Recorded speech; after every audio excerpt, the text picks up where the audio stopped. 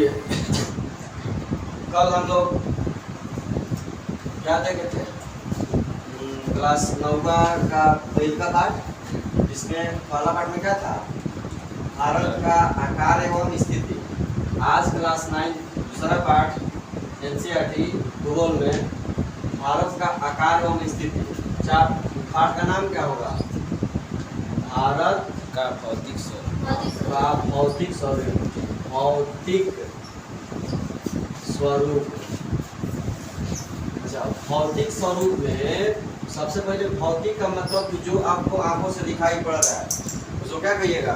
भौतिक कहिएगा। जैसे हम दिखाई पड़ रहे हैं, मेरा टी शर्ट का रंग पीला है, ये भौतिक हो गया, यानी कि रंग भौतिक में आता है। पंखा चल रहा है, पंखा आँख से दिख गया, भौतिक है। पहाड़ भौतिक है, पठार भौतिक है, टेबुल भौतिक है। यानी आपके आंखों से जो भी चीज दिखाई पड़ गया है एक तरह से क्या है? भौतिक है। तो आज वही पढ़ना है कि भारत के भौतिक स्वरूप के बारे में। तो उस भौतिक स्वरूप में सबसे पहले जो हम टॉपिक उठाए हैं, इसमें बहुत सारा टॉपिक होगा। आपके जो पेज नंबर भारत का भौतिक स्वरूप, पेज नंबर कितना पेज है? पेज नंबर, अच्छा पाठ 2 है, पेज नंबर शायद 7 या 8 होगा। तो इसमें मैप का सेक्शन ही वाला मैप, यहाँ देख लीजिए, ये जो मैप है, इस मैप के थ्रू सबसे पहला जो हम टॉपिक इसमें से छांटे हैं, दर्रा। पहले दर्रा पढ़ा देंगे, इसके बाद पर्वत पढ़ा देंगे, फिर नदी पढ़ा देंगे, फिर झील पढ़ा देंगे, फिर झरना पढ़ा देंगे। इस पाठ में कम से कम 7-8 पार्ट वीडियो आएगा।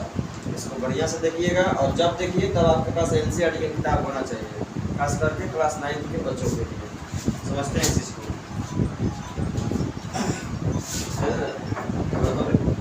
तो सबसे पहले यहाँ पे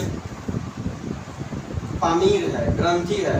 ग्रंथि का मतलब होता है कि उसमें बहुत सारा समूह है, पहाड़ का छोटा छोटा पहाड़ मिलकर बहुत बड़ा ग्रंथि बना दिया है।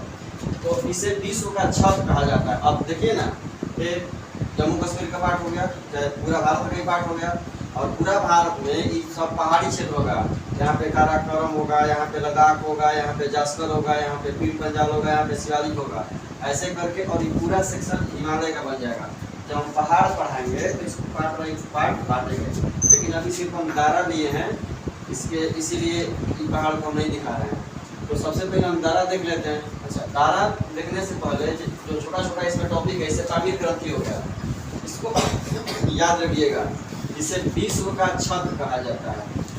विश्व का छत, विश्व का क्वेश्चन पूछेगा, विश्व का छत किसको कहेंगे? पामीर को। अच्छा, छत मतलब क्या?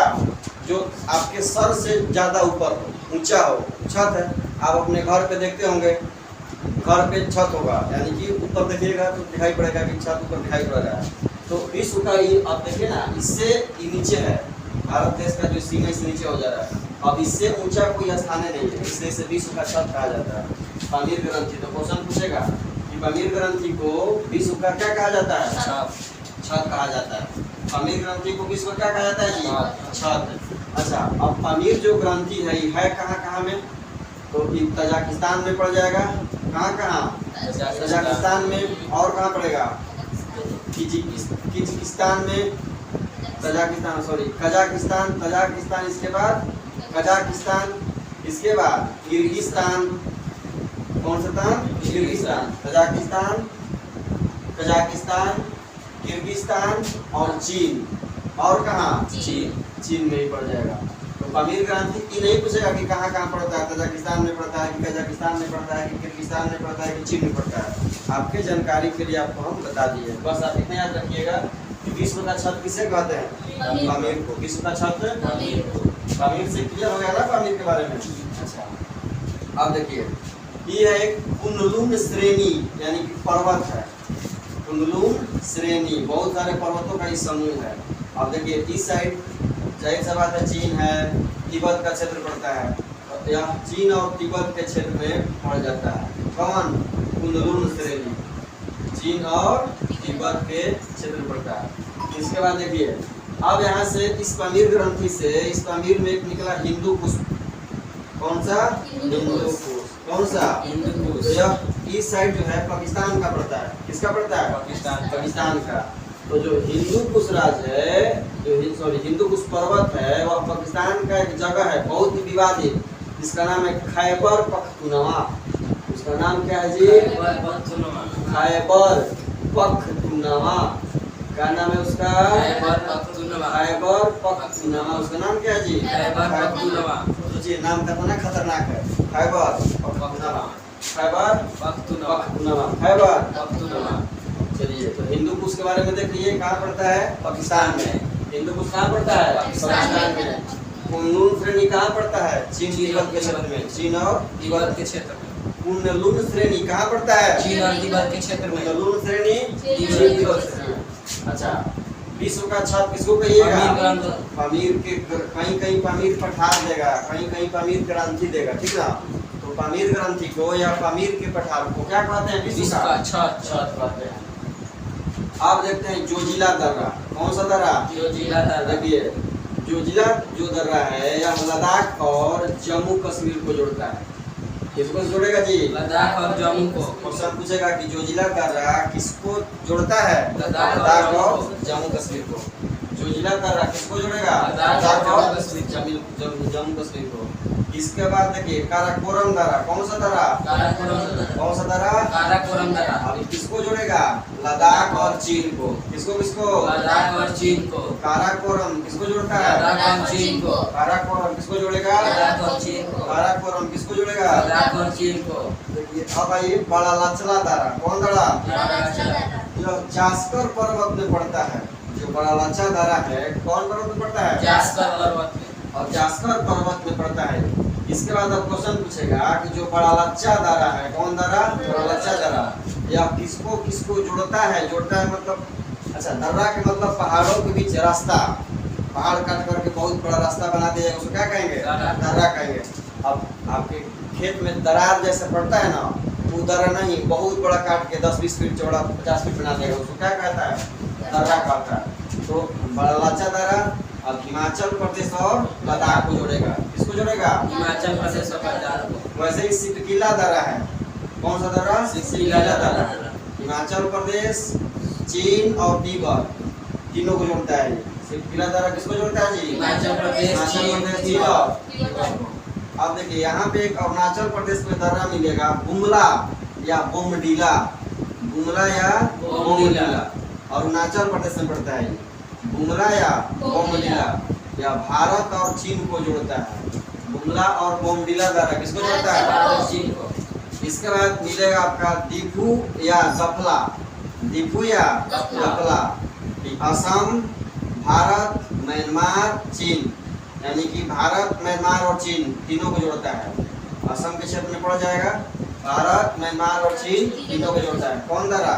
दीफू दर्रा। कौन दर्रा? दीफू दर्रा। कौन दर्रा? दीफू दर्रा। कौन दर्रा जी? दीफू दर्रा। चलिए, अब दर्रा के बाद हम मेन पर्वत देख लेते हैं। देखिए, यहाँ से यहाँ तक जो पूर्व भाग होगा, ये पूरा सेक्शन, ये सारा हिमालय का है, पूरा ही हिमालय है, ठीक ना? यहाँ से यहाँ तक पूरा हिमालय फैला हुआ है। अब हिमालय में अलग अलग चीज बटा हुआ है। जो सबसे ऊपर वाला ही भाग है इसको हम लोग काराकोरम बोलते हैं। इसको क्या बोलेंगे जी? काराकोरम। इसको क्या बोलेंगे? काराकोरम। काराकोरम क्या बोलेंगे? काराकोरम। काराकोरम के नीचे है लद्दाख। क्या है? लद्दाख। काराकोरम के नीचे लद्दाख। काराकोरम लद्दाख। काराकोरम के नीचे लद्दाख। काराकोरम के नीचे लद्दाख। लद्दाख के नीचे जास्कर। लद्दाख के नीचे जास्कर। लद्दाख के नीचे जास्कर। लद्दाख के नीचे जास्कर। लद्दाख के नीचे जास्कर। लद्दाख के नीचे जास्कर। जास्कर के नीचे पीर पंजाब। जास्कर के नीचे पीर पंजाब। जास्कर के नीचे पीर पंजाब। और पीर पंजाब के नीचे शिवालिक। पीर पंजाब के नीचे शिवालिक। ये पूरा सेक्शन हिमालय का है। देखिए, इसमें है तो और बहुत सारा चीज, लेकिन जितना आपके किताब में दिया हुआ है आप उतने समझा रहे हैं, आपके लिए उतना ही काफी है, उतना ही समझ के चलिए। काराकोरम, लद्दाख, जास्कर, पीर पंजाब, शिवालिक। काराकोरम, लद्दाख, जास्कर, पीर पंजाब, शिवालिक। देखो ट्रिक बनाता है सब, कलेजा पार, कलेजा उलेजा पार कुछ नहीं करना है बुआ, सिंपल सा बात समझो। काराकोरम, लद्दाख, जास्कर, पीर पंजाल शिवालिक, काराकोरम, लद्दाख, जास्कर, पीर पंजाल शिवालिक। अच्छा, अब या तो इसको बोल देगा कि उत्तर से दक्षिण सजाओ, या सॉरी दक्षिण से उत्तर सजाइए, मतलब दक्षिण से तो सबसे नीचे में कौन पड़ेगा? शिवालिक, शिवालिक के ऊपर है पीर पंजाल, पीर पंजाल के ऊपर है जास्कर, जास्कर के ऊपर है लद्दाख, लद्दाख के ऊपर है काराकोरम। यानी कि सबसे पहले उत्तर से दक्षिण शुरू करो, तो शिवालिक, शिवालिक के उत्तर में पीर पंजाल, पीर पंजाल के उत्तर में जास्कर, जास्कर के उत्तर में लद्दाख, और लद्दाख के उत्तर में काराकोरम। अब उत्तर से दक्षिण में आइए, सबसे पहले काराकोरम, काराकोरम के बाद लद्दाख, लद्दाख के बाद जास्कर, जास्कर के बाद पीर पंजाल, और पीर पंजाल के बाद शिवालिक। तो काराकोरम, लद्दाख, जास्कर, पीर पंजाल, शिवालिक। मेरे साथ बोलिए, काराकोरम, लद्दाख, जास्कर, पीर पंजाल, शिवालिक। काराकोरम, लद्दाख, जास्कर, पीर पंजाल, शिवालिक। अब हम जब पर्वत देखें काराकोरम, लद्दाख, जास्कर और पीर पंजाल, उसके बाद जो आपके मैप में दिया हुआ है कुछ चोटी के बारे में, उस चोटी के बारे में देख लेते हैं। सबसे पहले दिया है राका पोसी। कौन सा जी? राका पोसी, यही है राका पोसी। कौन सा है ये? राका पोसी। ये लद्दाख में पड़ जाता है, लद्दाख हिमालय में। किस हिमालय में? लद्दाख में। ये है K2।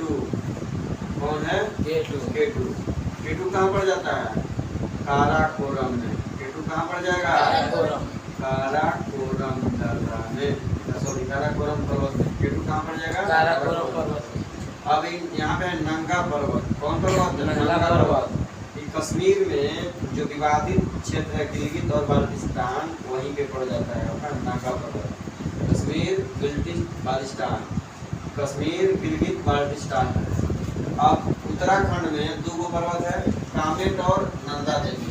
कामेट और नंदा देवी, कामेट और नंदा देवी, कामेट, कामेट और नंदा देवी, कामेट और नंदा देवी। एवरेस्ट पड़ जाता है नेपाल में। एवरेस्ट कहाँ पड़ता है? नेपाल में। एवरेस्ट कहाँ पड़ता है? नेपाल में। एवरेस्ट कहाँ पड़ता है? नेपाल में। एवरेस्ट नेपाल में। नेपाल। एवरेस्ट कहाँ पड़ता है? नेपाल में। नेपाल में। एवरेस्ट कहाँ पड़ता है? नेपाल में। नेपाल में। कंचनजंगा कहाँ पड़ता है? सिक्किम में। कंचनजंगा कहाँ पड़ता है? सिक्किम में। कंचनजंगा सिक्किम में। कंचनजंगा सिक्किम में। कंचनजंगा सिक्किम में। अब दो पर्वत और यहाँ पे धौलागिरी और अन्नपूर्णा। धौलागिरी और अन्नपूर्णा, अन्नपूर्णा, धौलागिरी और अन्नपूर्णा, अन्नपूर्णा, धौलागिरी और अन्नपूर्णा, अन्नपूर्णा, धौलागिरी और अन्नपूर्णा, धौलागिरी और अन्नपूर्णा, अन्नपूर्णा, धौलागिरी और अन्नपूर्णा कहाँ पड़ जाता है? नेपाल में। धौलागिरी और अन्नपूर्णा कहाँ पड़ जाएगा? नेपाल में। नेपाल में। धौलागिरी और अन्नपूर्णा कहाँ पड़ जाएगा? नेपाल में। नेपाल में। धौलागिरी और अन्नपूर्णा नेपाल में। मकालू कहाँ? नेपाल में। मकालू कहाँ? नेपाल में। मकालू जो महालंगूर हिमालय में पड़ जाता है। तो नेपाल,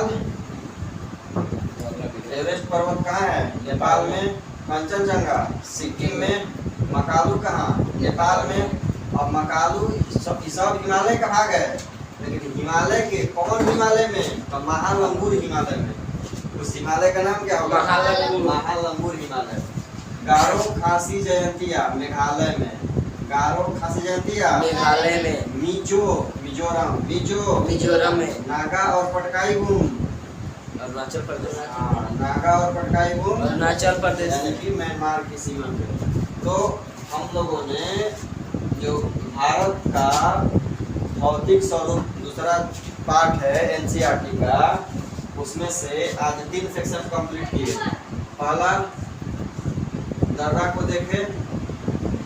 दर्रा में बहुत सारा दर्रा था, जैसे सिपकिला दर्रा था, इसके बाद जोजिला दर्रा था, इसके बाद बमला दर्रा या बोमडीला दर्रा था ना, इसके बाद असिल दर्रा था, इसके बाद काराकोरम दर्रा था।